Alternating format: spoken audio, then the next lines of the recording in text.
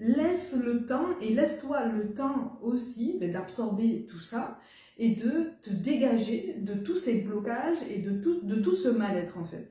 Tu as accumulé tellement de mal-être que effectivement ça devient même difficilement respirable.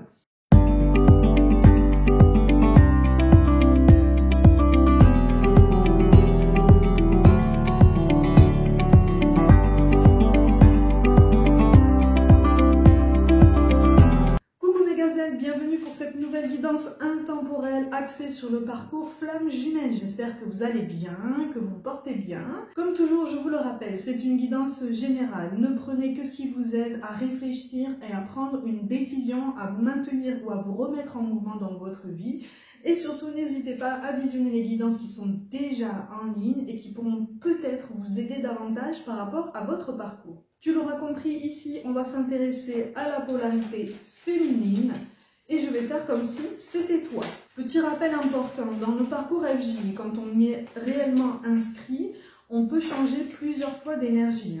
On peut être par exemple au début dans une énergie féminine, passer dans une énergie masculine, c'est ça qui montre l'évolution déjà du lien, mais aussi ton évolution personnelle et l'évolution individuelle de cette autre polarité.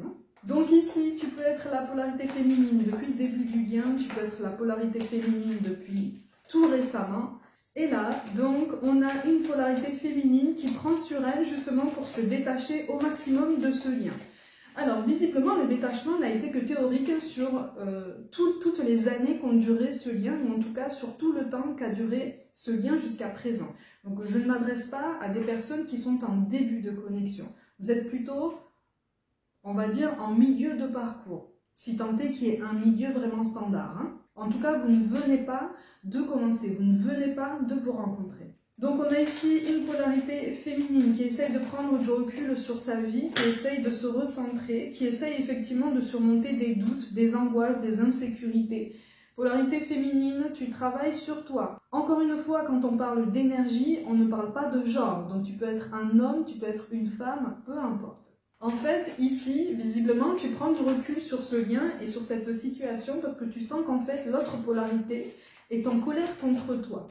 Sans trop savoir pourquoi, sans trop savoir si c'est vraiment légitime ou pas, finalement, tu essaies de te canaliser, de ne pas te laisser déborder par tous ces questionnements parce que tu te dis, mais en fait, ça ne me concerne absolument pas. C'est son affaire, c'est sa charge émotionnelle, c'est son développement à lui ou à elle. Moi, je dois m'occuper de moi. Donc, je sens que ça bouge, je sens que ça bouillonne, parce que aussi, toi, tu mets un pas en avant dans ta vie. Okay, tu passes une vitesse dans ta vie. Il y a quelque chose qui prend de l'ampleur. En tout cas, tu veux renaître, non pas de tes cendres, mais de quelque chose qui avait vraiment été laissé à l'abandon ou de côté. On est sur un renouveau. On est sur une sensation vraiment de vouloir repartir à zéro ou presque.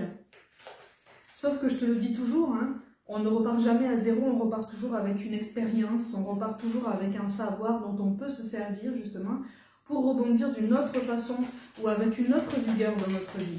Donc là, j'ai en face de moi des polarités féminines qui sont encore remplies de doutes, remplies de questionnements sur elles-mêmes, sur eux-mêmes, et qui cherchent un nouveau centre de gravité. Alors c'est très particulier comme formulation, mais c'est comme si tu cherchais à retrouver le noyau de ta vie, le noyau de ton existence, ton pourquoi, le pourquoi de ton parcours, le pourquoi de ton incarnation. Tu essayes de garder ton discernement, tu essayes de séparer les deux, donc ton parcours comme un des composants essentiels visiblement à ton parcours général. Tu essayes justement de détailler ton raisonnement. Donc en fait, en plus clair, là on a des polarités féminines qui essayent de se dégager de l'idée que le parcours FJ est partie intégrante, principale et indispensable et essentielle de leur évolution. Vraiment, tu prends du recul par rapport à tout ça. C'est pour ça que je te parle d'un détachement, c'est-à-dire que vraiment tu laisses faire. Là pour le coup, tu laisses faire. Après, on a une grande fatigue aussi, qui s'annonce. Pour beaucoup, là, on a une espèce de poids sur les épaules et sur la nuque, conséquente aussi à toutes les charges que tu peux assumer au quotidien. On va parler de charge mentale, mais en fait tu te rends compte que tu t'étais tellement focalisé sur ton développement personnel, sur ton évolution émotionnelle, en vue d'éclaircir ce lien, que quelque part tu t'es alourdi. Ça peut te sembler paradoxal, mais en fait finalement ça ne l'est pas. Tu t'es alourdi de charges, de poids en fait, qui pouvaient s'accumuler de façon beaucoup plus raisonnée et beaucoup plus graduelle avec le temps. Et en fait, tu as voulu faire tout en même temps. Et c'est comme si on t'avait fait sentir par cette pesanteur sur tes épaules, notamment et sur ta nuque, que c'était trop en fait. C'est trop. Tu t'es imposé trop de charges émotionnelles, tu t'es imposé trop de pression, et là tu gagnes clairvoyance par rapport à tout ça. Et donc tu gagnes clairvoyance par rapport à ce chemin qui est le tien. Tu gagnes clairvoyance par rapport à ton évolution. Tu gagnes en vitesse même si tu n'en as pas forcément l'impression en fait. Tu gagnes en vitesse. Et quelque part, tu te détaches tellement bien de ce parcours que tu prends ce moment de pause ou ce moment de latence qui dure depuis un certain temps déjà, avec beaucoup plus de philosophie et presque comme une libération. Tu te dis, mais finalement, si c'est comme ça, c'est parce que j'ai besoin de temps pour me délester de certaines choses. Chacun a besoin de temps pour se délester de charges émotionnelles. Je me suis trop imposée. J'ai perdu de vue certains de mes objectifs de vie, donc je me recentre et je laisse tout ce que j'ai fait remonter se décanter, tu vois. Et en fait, c'est sur ça qu'on essaie d'attirer ton attention. Même si pour l'instant, tu ne la vois pas, ta bénédiction. Là, je m'adresse à des polarités féminines qui ont l'impression d'accumuler les coups durs, qui ont l'impression d'accumuler les contrariétés, qui ont l'impression d'accumuler les contretemps, en fait. Tu vois, les sens interdits imposés par l'univers. En fait, non, c'est pas l'univers qui te les pose. Ce sont tes croyances et toutes tes démarches passées. En fait, ce sont les conséquences de tout ce que tu as voulu mettre en place à vitesse accélérée par le passé. Donc là, on te dit, il est temps que tu prennes conscience que il faut traiter chaque donnée en son temps, en fait. Une donnée après l'autre, une émotion après l'autre, une blessure après l'autre, un traumatisme après l'autre. Tu ne peux pas aller plus vite que la musique. Tu peux accélérer certaines évolutions, mais il faut aussi être capable de les encaisser et de les vivre, en fait, d'en prendre conscience, d'accepter le résultat que ça donne, d'accepter aussi que cette évolution n'est absolument pas linéaire. Tu peux être convaincu d'avoir complètement guéri de quelque chose et finalement te rendre compte que un souvenir, une odeur, une chanson, un prénom te ramène à ce traumatisme et fait encore remonter des émotions fortes, et c'est tout à fait normal. Ça veut dire que ton évolution, elle est là, en fait, elle est là. Et si tu te rends compte qu'il te reste quelque chose, ça veut dire que tu as déjà progressé et qu'il te reste simplement à accepter qu'il te reste du chemin. Et c'est ok, en fait, tout va bien. Et si on insiste tellement sur ça, c'est justement parce que tu as tendance à te mettre énormément de pression, tu as tendance à vouloir être au maximum partout, justement pour avoir cette sensation de rattraper le temps perdu. Et le changement que tu veux voir arriver dans ta vie, tu es déjà en train de le provoquer, puisque tu es déjà en pleine révolution personnelle, tu es déjà en train de constater le chaos qui semble s'être agrandi en toi, mais c'est parce qu'en fait, tu vois, c'est comme si tu jetais des cailloux dans une eau pleine de vases. Qu'est-ce qui va se passer? La vase va remonter et l'eau va se troubler. Et elle va mettre un certain temps avant de s'éclaircir à nouveau pour que la vase retombe, tu vois. Il va falloir la laisser tranquille pendant un moment, le temps qu'elle retrouve un aspect initial. Ben là, c'est la même chose en fait. C'est exactement la même chose.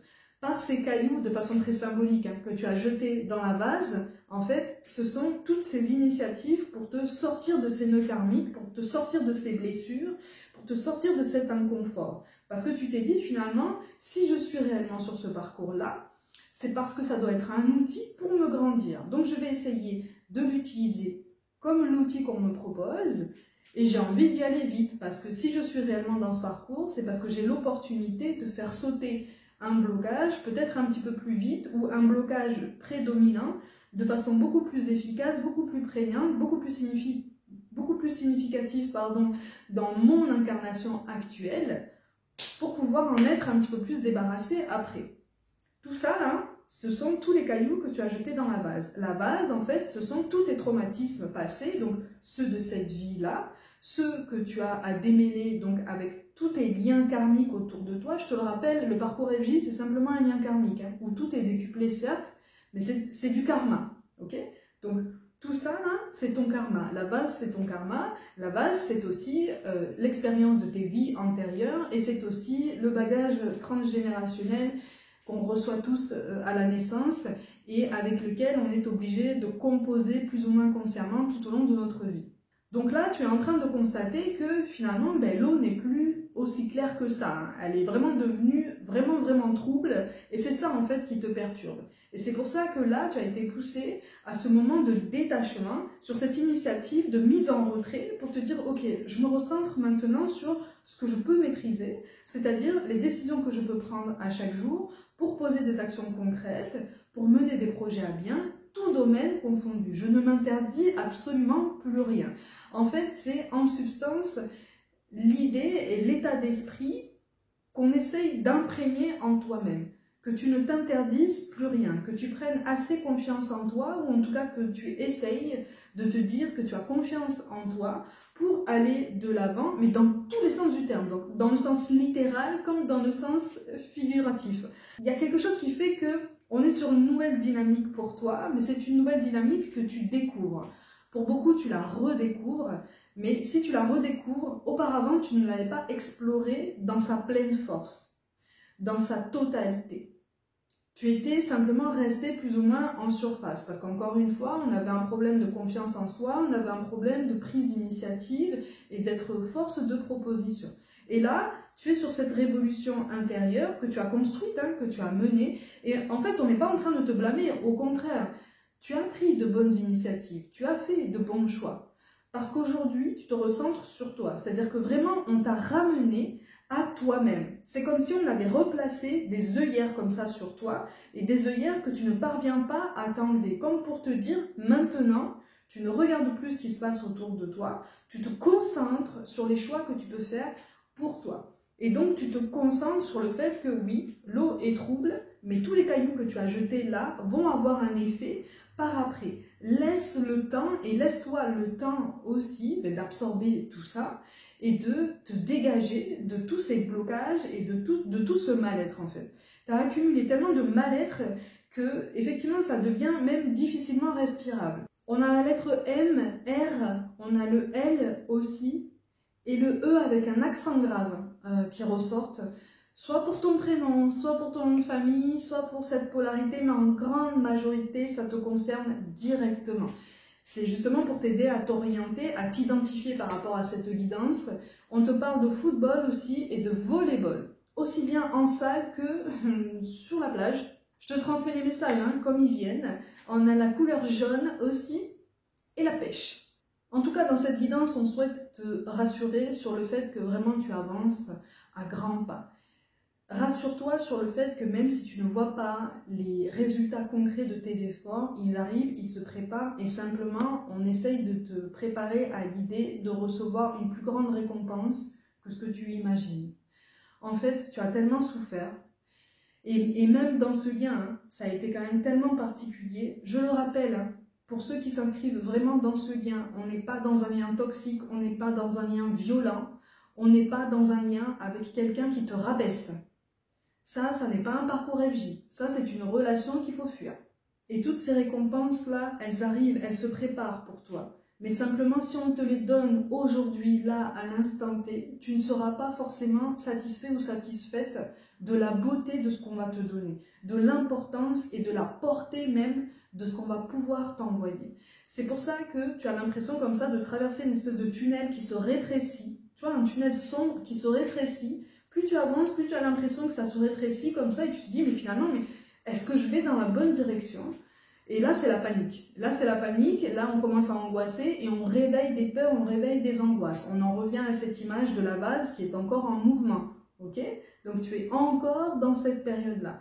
C'est normal, c'est tout à fait normal. Prends le temps de respirer, justement. Prends le temps de faire des exercices de cohérence respiratoire.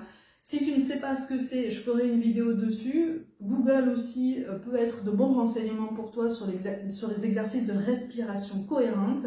En tout cas, ça peut t'aider dans les moments de stress. C'est tout à fait normal en ce moment. Pour ceux qui sont concernés par cette guidance et quelle que soit la période à laquelle tu visionnes cette vidéo, c'est tout à fait normal qu'en ce moment, toi, si tu es concerné, tu traverses des moments de stress, des moments d'insécurité et de grands questionnements. C'est normal. Pour beaucoup d'entre vous, là, ces derniers jours-là, tu as enchaîné des nuits blanches ou en tout cas très très agitées, un sommeil en pointillé. C'est tout à fait normal. Encore une fois, essaye de prendre soin de ton alimentation, de ton hydratation, d'un rituel de sommeil, essaye de faire du sport, de prendre la lumière du jour, voilà, et de rire, ou en tout cas de t'apporter ta dose de bonne humeur. Essaye de romantiser ta vie. Alors ça peut sembler très superficiel de dire ça, romantiser sa vie. Encore une fois, je ferai une vidéo dessus parce que c'est quelque chose de très intéressant au quotidien, notamment pour les personnes qui vivent seules, mais même pour celles qui sont engagées. Ça peut faire l'objet d'un joli partage, de jolis moments de partage, de jolis moments de complicité et de renforcement des liens. Pour ceux qui se sentent seuls, romantiser sa vie revient à t'apporter une forme de concentration, une forme de méditation inconsciente sur ce que tu es en train de faire à l'instant. Le fait de rendre plus beau ton quotidien par des petits détails, par des petites attentions envers toi-même, par des moments de douceur qu'on oublie au quotidien, qu'on ne remarque même plus et qu'on ne prend même plus la peine de s'attribuer parce qu'on est toujours à la course du quotidien, on est toujours à la course après la performance et le fait d'être au top du top à chaque fois. Et là, en fait, on te ramène à une accalmie, et c'est une accalmie que tu peux doser, vraiment que tu peux gérer toi-même. Tu peux choisir les moments où tu te ramènes à ton silence personnel et à ton intérieur. Quand je parle de ton intérieur, c'est ton cœur, ok? Ce sont tes pensées, mais tes pensées orientées de la meilleure des façons vers toi. Donc ça va changer ton discours intérieur, donc la façon de te parler, la façon de te considérer, la façon de t'encourager, et la façon d'aborder toutes les contradictions et tous les contretemps que tu peux rencontrer au quotidien actuellement. Donc on t'amène à un discours de bienveillance, à beaucoup plus de bienveillance envers toi-même, parce que tu te réveilles après un long sommeil. En fait, cette période de transformation et cette période où tu as longtemps creusé en toi-même pour régler tous ces problèmes, finalement, a été comme une période de sommeil inconscient, parce que certaines choses ont perdu de la vitesse autour de ta vie, autour de toi, tout domaine confondu. Certaines choses ont perdu toute intensité, parce que tu avais perdu tout intérêt pour ça. Okay? Donc c'était tombé en sommeil. Et là, tu te réveilles de tout ça et tu ouvres un œil nouveau sur tout ce qui t'entoure. Pour ceux qui ont la référence Harry Potter, à un moment donné, Harry va dans le bureau du directeur de Poudlard et tombe sur ce qu'on appelle la pancine. La pancine, en fait, c'est un genre de bassin où chacun, tous les sorciers, en fait, déversent leurs pensées. Justement, des pensées qui leur pèsent trop, des mauvais souvenirs, des mémoires trop sombres, ils se les prennent et ils les extraient, de leur mémoire et ils les accumulent dans cette bassine qui s'appelle la pancine, qui contient les pensées. Et donc, Harry, à un moment donné, met la tête dans la pancine pour explorer le passé, pour savoir un petit peu ce qu'il en est par rapport à son histoire personnelle, ou en tout cas l'histoire dans laquelle il est lié et il a un grand rôle. Et au bout d'un moment, quand il a vu ce qu'il devait voir, il se relève de la pancine et il passe à l'action, il comprend certaines choses d'une meilleure façon et on connaît la suite de l'histoire pour ceux qui ont la référence. Donc c'est ça en fait, littéralement c'est ça. Tu as été dans la pancine, voilà, donc dans le fait de plonger dans ton intérieur, dans ta mémoire, aussi bien individuelle que collective, et là tu es en train de relever la tête, tu es en train de sortir la tête de la bassine et tu es en train de retrouver tes esprits. Donc c'est tout à fait normal que tu aies l'impression d'être sonné et c'est tout à fait normal que tu aies envie d'avancer avec plus de rapidité. Mais attention parce que là pour l'instant tu es encore engourdi. La vitesse va revenir, le mouvement va se réimprimer, mais on t'appelle à te reconnecter à ta propre stabilité. Et ça, tu en es parfaitement capable. Ça va te demander un meilleur ancrage dans ta vie, mais par rapport à tout ce que tu es en train d'apprendre, de tout ce que tu es en train d'accumuler, tout ce que tu es en train de laisser aller, consciemment ou inconsciemment, tu es en train de te grandir et de te délester tout doucement de tout ce qui te pèse. Donc, sois patient ou patiente envers toi-même. C'est vraiment un des messages principaux qu'on essaye de t'envoyer ici. Fais preuve de patience envers toi-même. Tu es protégé et tu peux prendre le temps de vivre. La vie, c'est pas seulement une recherche de réponses, une recherche de théories qui vont pouvoir t'aider à aborder tel ou tel traumatisme. La vie, en fait, c'est aussi des expériences, c'est aussi la conscience que on prend des risques, on fait certains paris sur la vie. On se dit advienne que pourra. Parfois, on saute un petit peu comme ça sans filet, et puis le filet ou le parachute, on se le construit en cours de route, quand on est dans le vide, de façon très symbolique, j'entends. Tout est expérience, Et là, on t'amène vraiment à essayer de te ramener à ta vie présente et à vivre en fait, à être, tu vois. On te ramène à ta liberté d'être. Tu poses des initiatives au quotidien pour faire bouger tout ce que tu veux faire bouger. Fais confiance. Et je sais que c'est pas facile, hein. Je sais que c'est pas facile, on est tous dans ce cas-là. Fais confiance, en tout cas, essaye de faire confiance à toute l'énergie que tu déploies, que tu envoies à l'univers, pour lui laisser le temps, lui aussi, de vérifier si tu es prêt ou prête à recevoir petit à petit ce pourquoi tu es en train de te reconstruire. Donc c'est en route en fait, c'est en route, tout va s'arranger. Mes gazelles, comme d'habitude, prenez soin de vous, croyez en vous. Pour toute guidance personnelle, mon mail et mon site internet sont mentionnés, n'hésitez pas à aller le visiter. N'hésitez pas non plus à vous abonner à cette chaîne pour faire grandir cette belle communauté, à liker cette vidéo, la commenter, la partager autour de vous. Comme d'habitude, je vous envoie mon plus grand soutien et je vous dis à très vite.